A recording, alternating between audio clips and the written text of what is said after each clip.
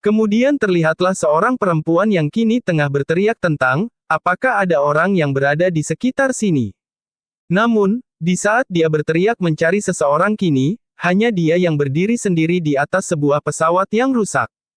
Dan dikala kesendirian yang kini dia alami, dia mulai bergumam bahwa, mana mungkin ada orang di alam liar seperti ini.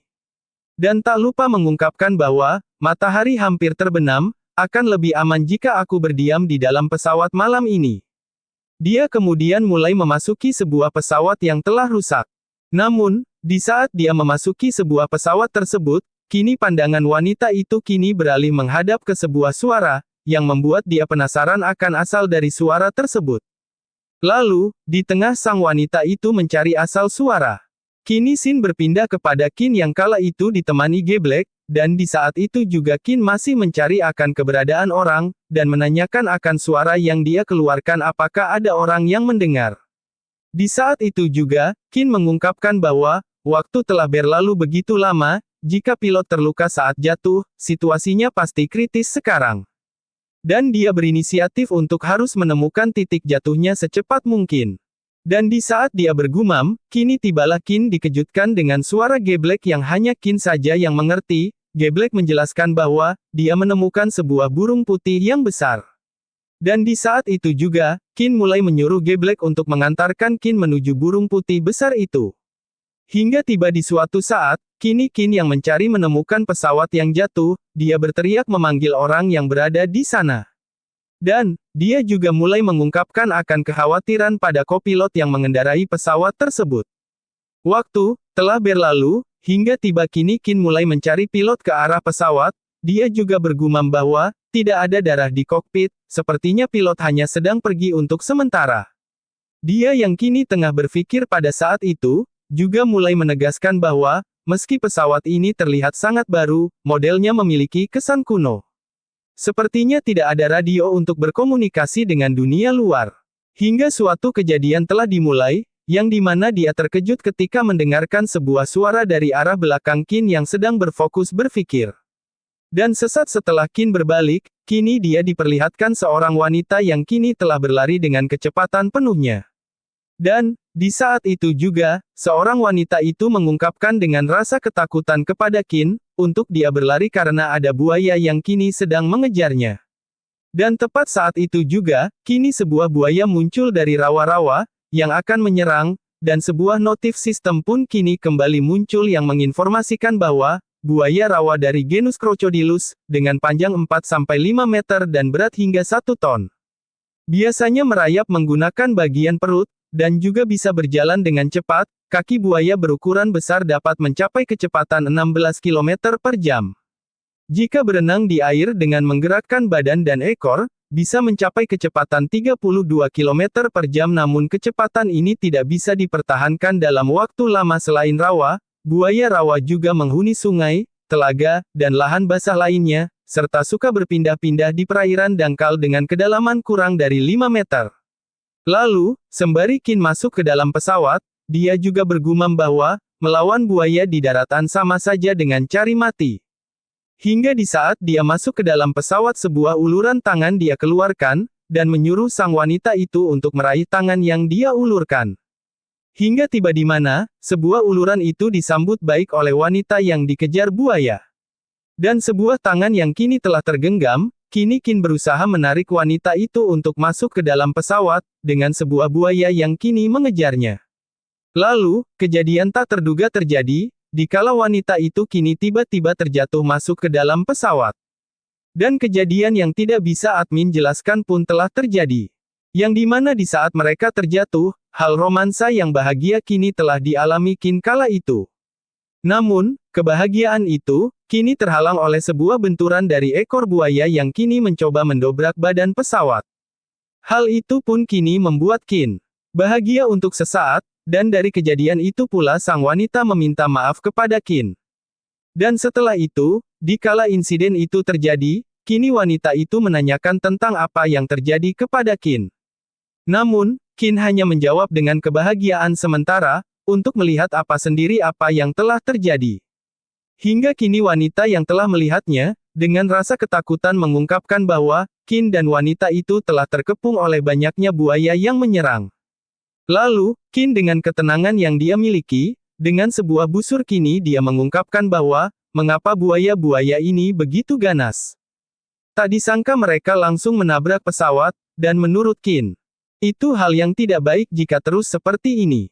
Sembari dia melesatkan sebuah anak panah, kini dia mulai memiliki sebuah ide yaitu, ujung panah yang terbuat dari batu tidak cukup tajam, sisi kulit buaya sangat tebal, dan buaya itu bahkan tidak terluka sama sekali. Hingga percobaan kedua telah dia lancarkan dengan sebuah mata buaya yang kini dia incar. Namun tak disangka sebuah serangan yang Qin lesatkan kini tak mengenai targetnya. Hingga dia dibuat kesal dan menegaskan bahwa, targetnya terlalu kecil, ditambah lagi mereka terus bergerak sangat sulit untuk bisa memanah matanya. Lalu sebuah buaya kini menampakkan taringnya, dengan Qin yang menjelaskan bahwa, bukan cuma tidak melukai mereka sama sekali, mereka juga malah menjadi semakin ganas. Dia yang kini terlepas dari ketenangan sesaat, sembari melindungi sang gadis, dia juga bergumam bahwa, kalau terus ditabrak seperti ini, tak sampai 15 menit, pesawat ini akan hancur. Hingga di mana, dia mulai mengaktifkan sebuah sistem, dan mengungkapkan dengan kekesalan yang dia keluarkan bahwa, terpaksa mengandalkan sistem untuk menyerang buaya itu. Lalu, kini dia segera memeriksa apa yang bisa dia beli dalam sistem tersebut. Tak lupa di saat kepanikan yang dia alami juga bergumam bahwa, selama ini, dia belum membeli apapun, sudah terkumpul 12.700 poin. Meski sejak lama sudah cukup untuk menebus talent baru, tapi dia tidak menggunakannya.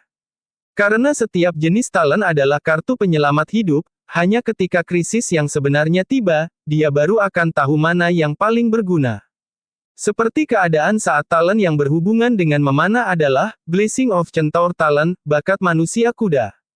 Namun, di saat dia disibukkan dengan sistem, kini seorang wanita itu mengeluarkan sebuah alkohol yang memicu terkejutnya Qin kala itu, wanita itu menyuruh Qin untuk membakar buaya-buaya.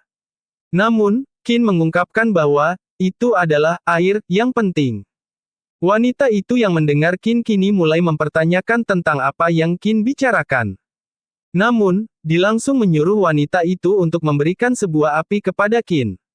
Dia yang kini menerima sebuah korek api, yang dilemparkan wanita itu, kini mengungkapkan bahwa, dengan bahasa Inggrisnya yang jelek, sangat sulit untuk berkomunikasi dengannya, jika kau menghabiskan alkohol yang tidak bisa didapatkan di pulau terpencil ini, sungguh sayang sekali.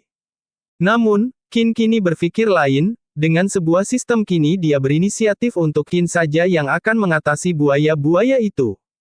Hingga tak lama waktu berselang sebuah aura kini telah dikeluarkan dengan munculnya sebuah sistem yang menginformasikan bahwa, host berhasil menebus talent. Penerimaan talent oleh host, dimulai. Dan untuk beberapa saat, kini sebuah informasi pun muncul dengan menginformasikan bahwa, penerimaan oleh host, selesai. Dia yang kala itu menerima sebuah talent kini mulai bergumam bahwa, waktu itu saat aku mendapatkan Swift Cheetah talent, aku bisa merasakan dengan jelas ada perubahan yang terjadi di dalam tubuhnya. Tapi sekarang malah tidak merasakan apapun, dan menurut Qin ini adalah penipuan. Lalu, kini wanita yang melihat buaya itu, mengatakan untuk berhati-hati atas serangan buaya yang kini makin mengganas. Lalu, Qin yang kala itu memandang wanita itu kini bergumam bahwa, daripada mengandalkan orang lain, lebih baik mengandalkan diri sendiri, biar Qin saja yang maju. Hingga kini sebuah korek membakar sebuah anak panah, dan Qin pun menjelaskan bahwa, oleskan getah pinus ke panah, nyalakan dengan korek api sehingga menjadi panah api meskipun panah batu tidak cukup kuat, hasilnya akan berbeda jika ditambahkan dengan api. Dan tepat saat itu juga, kini dia mulai mengaktifkan sebuah talent. Dan sesaat dia fokus, kini muncullah sebuah bidikan yang kini mengarah sang buaya. Tak luput Qin juga menjelaskan bahwa, jadi ini adalah efek dari Blessing of Century talent. Dan menurut Qin ini mirip sekali dengan game memanah. Lalu sebuah bidikan dengan sebuah sistem kini telah keluar, dengan Qin yang kini menarik anak panah dan menjelaskan bahwa, setelah membidik dengan tepat, kolom gaya menunjukkan besarnya kekuatan yang saat ini digunakan dan besarnya kekuatan yang diperlukan, dan kolom kecepatan angin menunjukkan sudut stabil yang diperlukan. Dan dia yang kini terfokus untuk membidik kini mengungkapkan bahwa, jika seluruh syarat dipenuhi, maka dia bisa memanah target dengan mudah. Sebuah anak panah kini melesat dengan mata sebagai titik yang Qin bidik. Hingga satu persatu buaya itu kini bidik dengan bantuan sistem dan usaha yang dia keluarkan. Hingga usahanya kini dibantu dengan seorang wanita yang kini menyiapkan sebuah anak panah yang akan digunakan Qin. Hingga usaha kini telah membuahkan hasil, yang dimana semua buaya kini telah terpanah oleh Qin.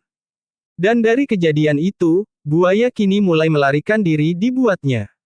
Lalu, kini tiba saatnya wanita itu senang akan hal yang telah terjadi, dan mengungkapkan bahwa Qin adalah seorang pahlawan. Tak luput, Qin juga memperkenalkan diri kepada wanita itu. Dan dari situlah sang wanita memulai memperkenalkan dirinya dan mengungkapkan bahwa, namanya Jessica Hathaway.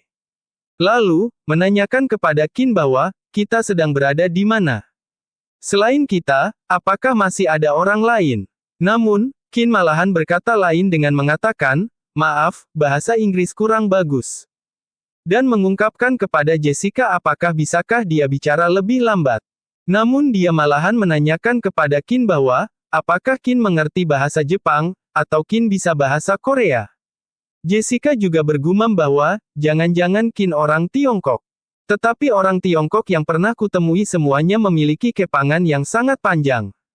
Lalu, di tengah Jessica yang bergumam Qin menanyakan kepada Jessica apakah Jessica memiliki sebuah handphone. Namun, Jessica mengatakan hal lain dia mengungkapkan bahwa, maksud Qin apakah telepon? Dan menjelaskan dengan bahasa Inggris bahwa, di sini tidak ada kabel telepon, jadi apa gunanya membawa telepon? Hingga kini Qin berpikir keras bersama Jessica, dan Jessica mengungkapkan bahwa, berkomunikasi seperti ini benar-benar sangat melelahkan. Hingga kini tiba malam menjelang, dan kini sebuah obor menjadi penerang. Dan di saat itu juga sebuah makanan kaleng telah Jessica berikan, dengan Qin yang kini mulai mempertanyakan makanan yang Jessica berikan. Jessica yang kini mulai membuka kaleng, Qin yang melihat bergumam bahwa, kaleng yang dibuka dengan cara seperti ini sudah jarang dijumpai. Lalu, dia mulai melihat dan mengecek kaleng itu, Qin juga berpendapat bahwa, kaleng itu terlihat sangat sederhana. Dan sebuah keterkejutan pun telah dia rasakan dikala dia melihat sebuah tanggal yang bertuliskan 1928. Dan di saat Qin terkejut, Jessica mulai menanyakan apakah Qin ada masalah. Qin yang kala itu masih terkejut, dia mulai bergumam bahwa, adakah yang bisa mengajarinya cara menanyakan, apakah makanan kaleng ini bisa dimakan dalam bahasa Inggris. Lalu, Jessica yang telah memakannya kini mengatakan kepada Qin bahwa, untuk tidak usah khawatir, ini daging sapi. Lalu dia yang mencoba memakan kini mulai bergumam bahwa, apa tidak masalah memakan daging tersebut, dan rasanya masih normal, tapi tanggal yang tertera di kaleng itu bukan tanggal produksi. Hingga kini waktu makan telah selesai, Qin yang kala itu memandang Jessica kini bergumam bahwa, sudah berjalan seharian, begitu kenyang langsung. Jessica sudah jatuh dari pesawat, dan dikejar-kejar buaya, pasti dia juga sudah sangat lelah. Dan binatang buas biasa tidak bisa masuk ke dalam pesawat ini dengan mudah. Malam ini terpaksa tidur di dalam kokpit dulu. Hingga kini sebuah malam yang indah ditemani sebuah bintang, kini waktu untuk mereka beristirahat atas kelelahan yang mereka alami hari ini.